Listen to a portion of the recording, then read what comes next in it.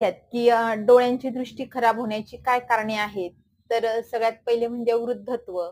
त्यानंतर आजकाल जे स्क्रीन टाईम वाढलेला आहे, ते सुद्धा डोळ्यांची दृष्टी खराब होण्यास कारणीभूत ठरतं. त्यानंतर विविध प्रकारचे व्यसन, धूम्रपान, तंबाखूचं सेवन, अल्कोहोलचं सेवन, त्यानंतर मधुमेह, मधुमेहाच्या रुग्णांमध्ये डायबेटिक रेटायनोपॅथी बघितली जाते. तर अशा बऱ्याचशा गोष्टींमुळे आपली डोळ्यांची जी दृष्टी आहे, ती खराब होण्याचे चान्सेस जास्त असतात.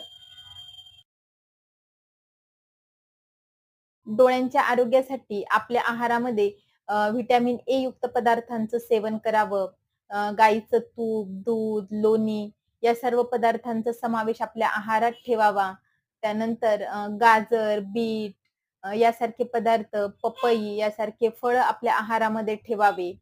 त्यानंतर रोज रात्रीची झोप व्यवस्थित घेणं खूप गरजेचं